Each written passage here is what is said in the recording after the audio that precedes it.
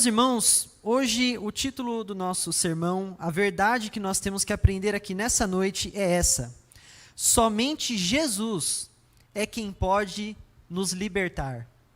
Somente Jesus é quem pode nos libertar. Eu quero que você observe aqui essa narrativa que nós lemos, esse momento da história que está sendo retratado, e entenda que essa história aconteceu igualmente como outras tantas histórias da vida de Jesus. É dito na palavra de Deus que as coisas que Jesus disse e fez são tantas e são tão importantes que muitos e muitos livros não dariam conta.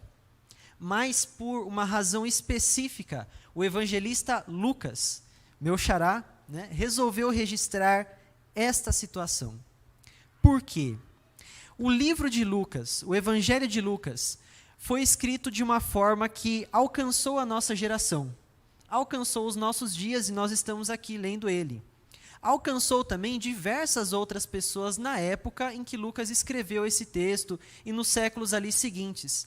Mas, originalmente, esse livro foi escrito para um homem chamado Teófilo, para quem Lucas queria dar o testemunho do Evangelho. Lucas queria que Teófilo se convertesse de maneira convicta e firme ao Evangelho, a mensagem de que Jesus é o Salvador. Então, cada momento que é registrado aqui, nesse livro, no livro de Lucas, tem o propósito de dizer algo sobre o Salvador, que é Jesus, algo que precisa ser crido, e Lucas tinha essa plena certeza: se Teófilo crer no que eu estou dizendo aqui, ao retratar essa mensagem, a fé vai produzir frutos no coração dele e ele vai ser uma nova criatura. A questão é que existe uma mensagem principal aqui nesse texto, e o objetivo de Lucas, ao contar essa história, é mostrar o poder libertador que flui de Jesus. E logo quando começa a narrativa dessa história, ele já fala que Jesus ensinava no sábado e na sinagoga. E isso é uma informação muito importante, tanto para Teófilo, como para nós aqui. Naquele dia, assim como hoje, naqueles dias, as pessoas viviam problemas. E assim como hoje, as pessoas viviam problemas pequenos, problemas relativamente toleráveis e problemas extremamente sérios. Vamos pensar em alguns problemas que as pessoas viviam naquele tempo. A escravidão do Império Romano. As pessoas não eram independentes, as pessoas não eram livres para viver a cidadania delas como elas queriam. Elas estavam escravizadas de um outro império. Esse império era um império mau, pagão e opressor. E as pessoas sofriam diariamente, até dioturnamente, nas mãos de um império ímpio, pagão e opressor. Além disso, as pessoas, assim como hoje, sofriam com doenças incuráveis. E naquela época, elas eram muito mais incuráveis do que elas são hoje.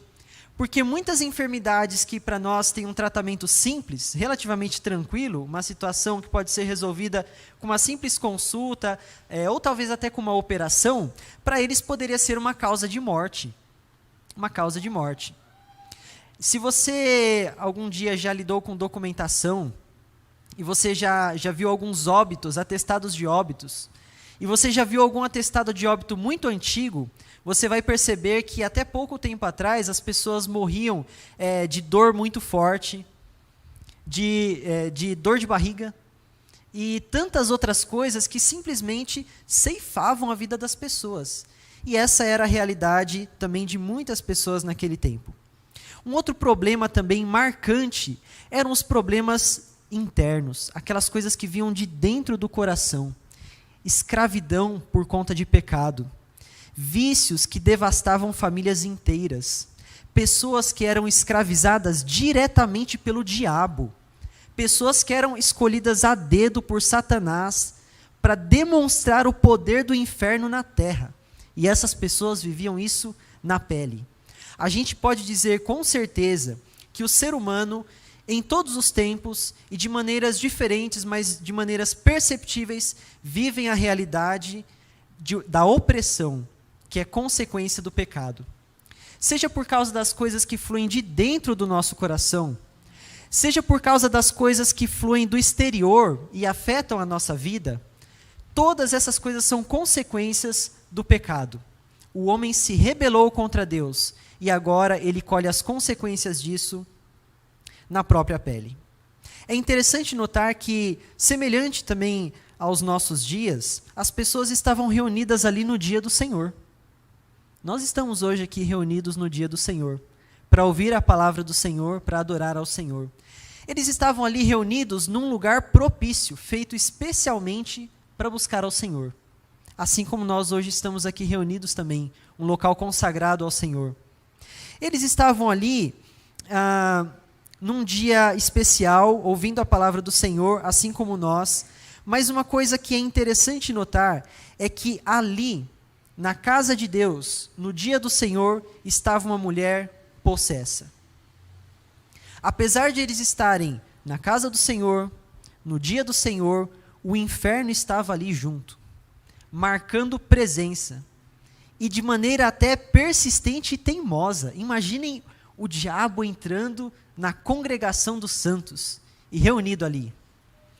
Mas é interessante reparar que a situação daquela mulher, uma mulher possessa de um espírito de enfermidade, consegue ilustrar a situação do ser humano.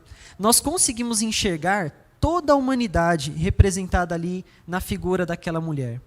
Aquela mulher sofria, com certeza, por consequência dos seus próprios pecados. Apesar de sofrer, ela era uma pecadora. Às vezes nós nos esquecemos disso, né? Quem sofre também peca. E quem peca também sofre. E o sofrimento não anula o pecado. E o pecado não anula o sofrimento. Aquela era uma mulher pecadora. Mas aquela também era uma mulher que vivia totalmente deformada. O corpo dela demonstrava a opressão que estava agindo sobre a vida dela. A opressão de um espírito que a fazia ficar daquela maneira já havia 18 anos. Quero fazer um exercício aqui rápido. Quantos aqui têm menos de 18 anos? Levanta a sua mão. Quem aqui, ó, o rapazinho ali também, menos de 18 anos. Ali em cima também eu sei que tem. Você que levantou a sua mão aí, pequeno irmão em Cristo, essa mulher sofria há muito mais tempo do que o que você tem de vida nessa terra. Ela tinha de dor e sofrimento, por causa de uma doença que ela tinha. Um problema causado pelo diabo. Imagina, irmãos, o que é estar há 18 anos assim, e essa mulher estava ali, no dia do Senhor, ouvindo a palavra do Senhor. Essa primeira parte do texto evidencia para nós uma verdade muito importante, que Jesus Cristo nos liberta daquilo que nos oprime e vem do exterior. Jesus Cristo nos liberta da nossa escravidão exterior, as coisas que não vêm do nosso coração. Jesus olha para a situação daquela mulher e traz ela para o meio. Sabem aqueles problemas que a gente quer evitar? Talvez numa situação, se surge um problema tão grande que você simplesmente não sabe o que fazer, você apenas levanta e vai embora. Ou então fica esperando que alguém resolva por você. Por uma questão muito simples, você não tem como resolver aquela situação. Talvez você já se viu assim em muitos momentos. Jesus fala, vem para o meio, eu quero que todos vejam você. E ele diz para aquela mulher, no versículo 12, mulher, estás livre da tua enfermidade. Jesus é maravilhoso. Jesus, irmãos, é poderoso. Ele fala, você está livre e você está livre. Se ele decretar a cura sobre a sua vida, não há força no universo que tenha poder de resistir à ordem de Jesus e você está curado. Se Jesus decretar a salvação sobre a sua vida, não há poder do inferno que possa condenar você novamente. Você está salvo. E Jesus simplesmente diz, e aquela mulher se endireita pela primeira vez em 18 anos. Nenhuma outra coisa pôde curar aquela mulher. A gente vê os problemas que assolam a vida humana desde aquele tempo e até hoje. E essa passagem tem mais de 2000 anos atrás. mas muito mais de 2000 anos atrás, o homem vem sendo assolado pelas mesmas coisas. O que é que teve poder até hoje de libertar o homem dessa maneira? Lucas está dizendo para Teófilo: Teófilo, você já ouviu falar em algum momento da sua vida, ou você já viu um poder libertador igual a esse? Atenção, Teófilo, não confie em qualquer outra coisa com poder absoluto para libertar você de todas as suas opressões, que não seja este homem, Jesus Cristo, o Filho de Deus. Essa é a primeira verdade de Lucas para Teófilo, e essa verdade que nós abraçamos junto com Teófilo. Jesus Cristo tem poder de nos libertar de tudo que nos escraviza exteriormente. E é chocante o que acontece na sequência do texto. Assim como hoje aqui nós temos autoridades, pessoas investidas de autoridade, pessoas que são testemunho, que são exemplo, temos aqui o pastor Paulo, temos aqui os presbíteros, e tinha também naquela sinagoga um homem responsável pela organização e pela ministração, pelo serviço do culto ali. Esse homem se levanta e toma a palavra. É estranho você querer tomar a palavra depois de alguém como Jesus, né?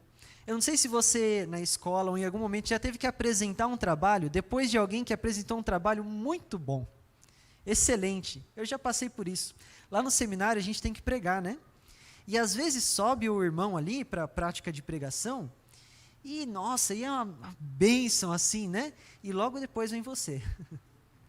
E o desafio é maior, na verdade, porque a referência anterior é muito grande. Mas esse homem não está muito preocupado porque ele não foi impactado pela mensagem de Jesus, pelo poder de Jesus. E ele resolve falar. Ele poderia ter ficado calado, mas ele resolve falar. Ele se levanta e diz: gente, não venham aqui ser curados no sábado. Na verdade, ele não está repreendendo as pessoas, ele quer repreender quem? Jesus, mas ele não tem coragem. Então ele repreende Jesus acusando as pessoas. Olha que tipo de ser humano, né? Miserável. Não tem nem coragem, né? Mas tudo bem. E ele diz ali para aquelas pessoas: vocês estão fazendo errado. Vocês estão vindo aqui para ser curados no dia do Senhor, que é o dia do descanso. Vocês não devem ser curados no dia do descanso. Sejam curados em dia de semana. Pode vir em dia de semana. Aquele homem acabou de assistir um milagre que provavelmente eu e você nunca veremos na nossa vida. Não com o Jesus encarnado, pessoalmente ali, decretando o fim de uma doença. Nós vamos ver, possivelmente, muitos milagres na nossa vida, mas o que esse homem viu, é pouquíssimo provável que nós vejamos. É pouquíssimo provável que qualquer ser humano tenha visto na terra. Mas ele tem coragem de acusar Jesus, porque ele está cego pelo pecado. Aquele homem é escravo do pecado. Ele não consegue enxergar o óbvio. A cosmovisão dele está completamente contaminada pela religiosidade, pelo legalismo, pelas ideias que venderam para ele e ele comprou, pelas promessas de esperança e libertação. A esperança daquele homem de libertação está na lei judaica e não em Deus. Aquele homem acredita que a lei judaica tem poder de consertar a vida dele. Aquele homem acredita que a lei judaica tem poder de restaurar o amor no coração dele, e é por isso que ele está cego. Irmãos, quantas pessoas hoje não depositam toda a sua esperança em coisas fracassadas em absoluto? Em movimentos políticos, em movimentos filosóficos, em prazeres imediatos, em tantas coisas que nós poderíamos enumerar, e essas pessoas estão sendo iludidas, e o sofrimento dessas pessoas é iminente. E Lucas está dizendo para Teófilo: cuidado, Teófilo. Não acredite em qualquer tipo de religiosidade. Sabe por quê, irmãos? No tempo de Teófilo, o evangelho já era vigente. Tudo isso aqui já tinha acontecido. Jesus já tinha morrido, ressuscitado. A igreja já estava acontecendo no mundo. E dentro da igreja tinham pessoas legalistas. Dentro da igreja. A igreja tinha acabado de sair do forno. Sabe aquele pão que você passa manteiga e a manteiga derrete? A igreja estava assim, no fervor ainda. Talvez a pegada de Jesus ainda estivesse em algum lugar. E já tinha gente dentro da igreja trocando a fé em Cristo pela fé na lei judaica, pela religião falsa. Lucas está dizendo: Teófilo, cuidado. Olha o que a falsa religião é capaz de fazer com o coração do ser humano. E aqui Jesus oferece a sua libertação de maneira muito sábia. Nós não temos como saber a entonação de voz de Jesus, mas eu sei que Jesus sempre falava com amor e com a intenção de salvar as pessoas. Mas ele chama esse homem de hipócrita. Ele fala: olha, você é um hipócrita. Cada um de vocês, no seu dia a dia, no dia do Senhor, o seu jumento está lá. Você não tem que soltar o jumento para ele ir beber água? Você não tem que pegar, se você tem um boi em casa, você vai deixar ele morrer de sede no dia do Senhor, porque é o dia de descanso? Você não tem que soltar ele para ele ir beber água? Põe a mão na consciência. Põe a mão na consciência, você não percebe que não faz o menor sentido o que você acredita, porque desde Moisés, o objetivo da lei não era esse. Desde o tempo de Moisés, as pessoas no dia do sábado soltam o animal e bebem água.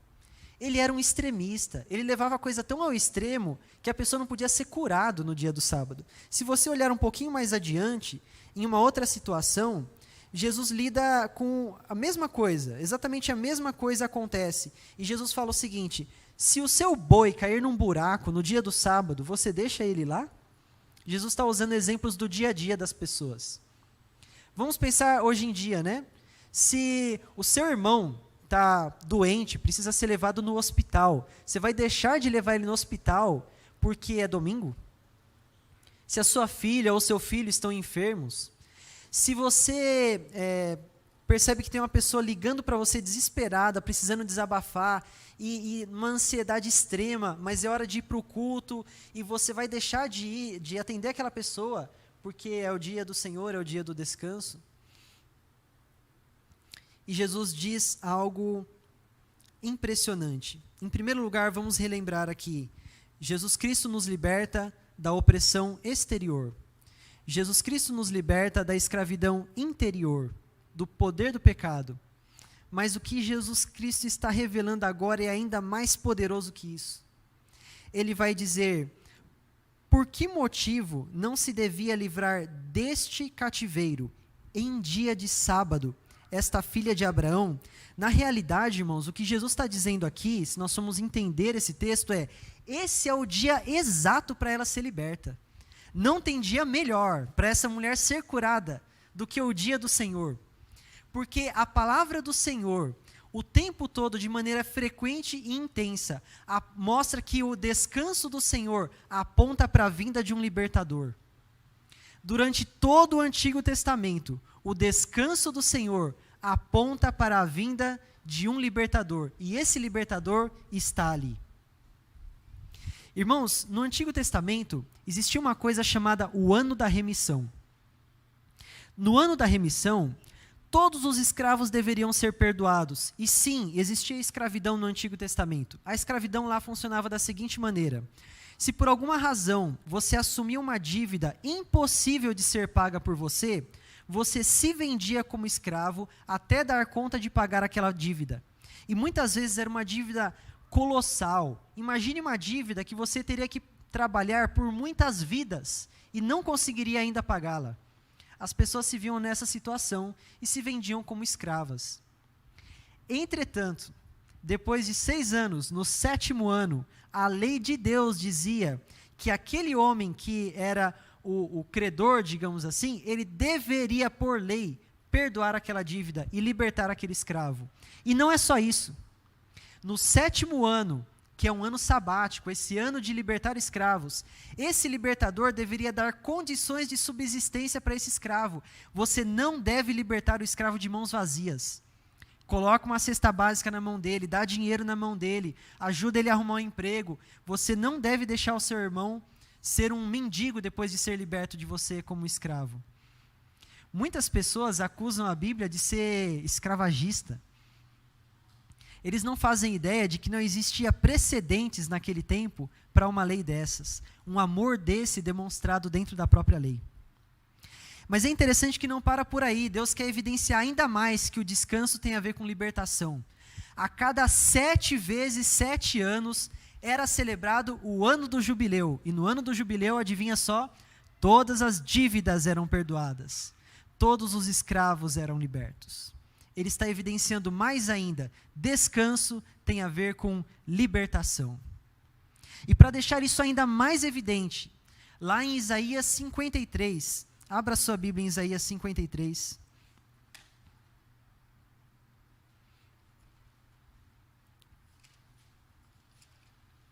Isaías é chamado de o evangelista do Antigo Testamento.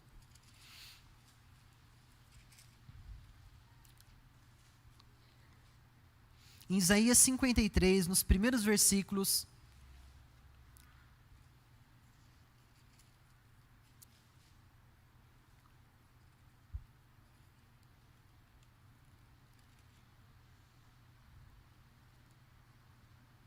só um instantinho, irmãos.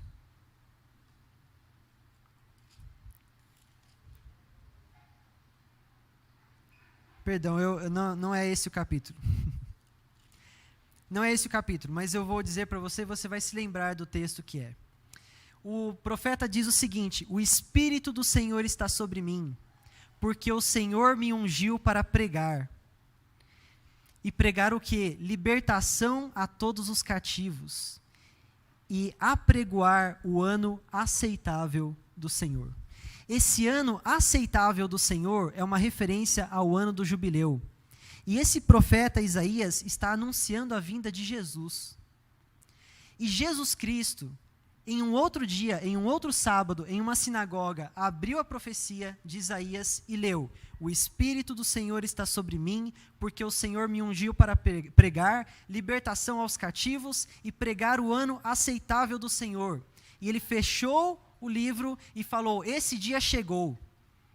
O próprio Jesus disse: eu sou aquele que Isaías profetizava. E aqui quando ele diz, não deveria ser no sábado liberta esta filha de Abraão, ele está dizendo que ele é aquele que é o descanso do Senhor, porque ele é aquele que nos liberta, irmãos, não de maneira momentânea, não apenas a curto prazo. Ele não nos liberta somente para aqui e agora, ele nos liberta perfeitamente. Se a sua esperança de redenção completa, se a sua esperança de mudança para o mundo está em alguma coisa que não em Cristo, a sua esperança habita no lugar errado. Porque só Jesus é quem vai conseguir mudar esse mundo, irmãos. Nada mais vai dar conta de mudar esse mundo.